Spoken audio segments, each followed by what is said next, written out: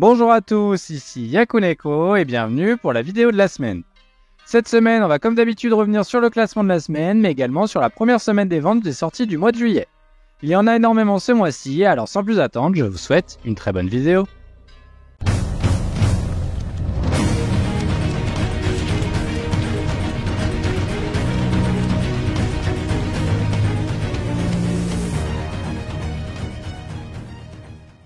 Du côté des absents, on commence comme d'habitude avec Hunter x Hunter, dont on a toujours des nouvelles régulières de l'auteur sur Twitter, mais malheureusement toujours aucune annonce de reprise. My Hero Academia est de nouveau absent, il lui reste désormais plus que 3 chapitres avant de se conclure. Du côté des nouveautés, on retrouve Ultimate Exorcist Kiyoshi, je n'ai malheureusement pas pris le temps de lire le dernier chapitre, et j'avoue avoir été un peu refroidi par le troisième. Et on a également Yokai Buster Murakami. Après le premier chapitre que j'ai trouvé catastrophique, j'avoue ne pas avoir eu le courage de lire la suite.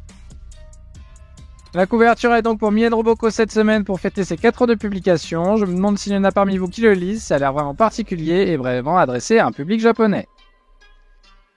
Et il a également obtenu les 2 pages couleurs habituelles pour accompagner sa couverture. Il fait d'une pierre deux coups en fêtant son 4e anniversaire en mettant en avant la sortie de son tome 18. Il fait en effet partie des sorties du mois de juillet avec son tome 18 et sa couverture parodiant Bakuman.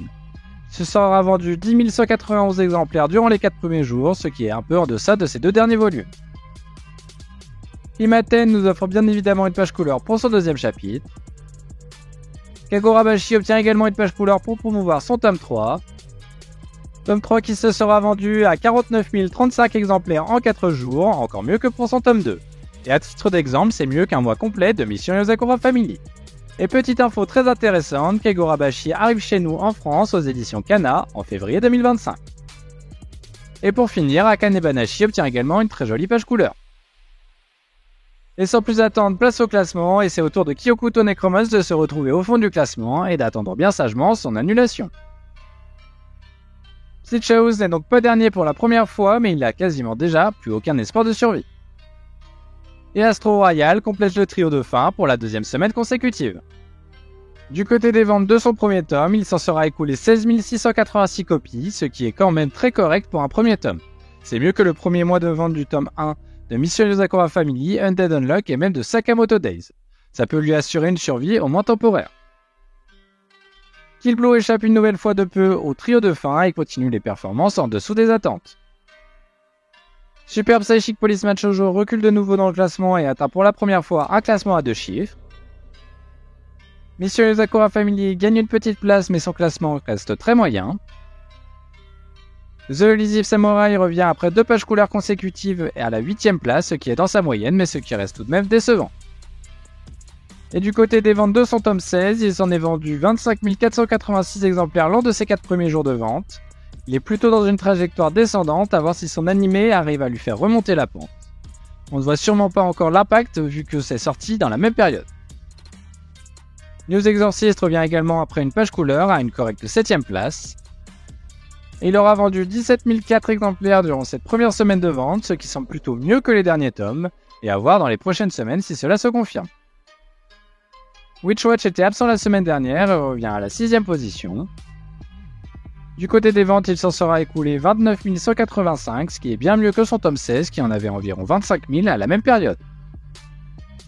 Jujutsu Kaisen est 5e et chute de 2 places cette semaine.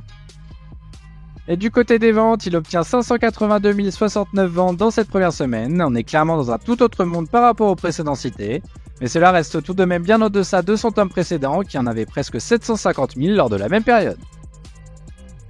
Undead Unluck grimpe quant à lui de 3 places et s'offre une excellente 4e place qui est pour le coup bien au-dessus de sa moyenne de 8,13. Sakamoto Days chute d'une petite place mais reste sur le podium cette semaine.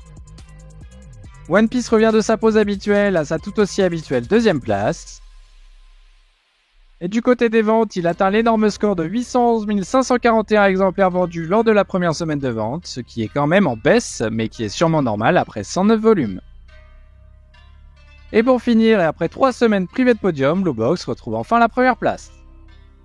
Et voilà qui conclut donc la vidéo de la semaine. N'hésitez pas à vous abonner si vous ne voulez pas manquer la prochaine qui ne sera malheureusement pas la semaine prochaine, je prends des petites vacances. Mais je vous ferai sûrement une double vidéo la semaine d'après. Et sur ce, je vous dis donc à dans 2 semaines.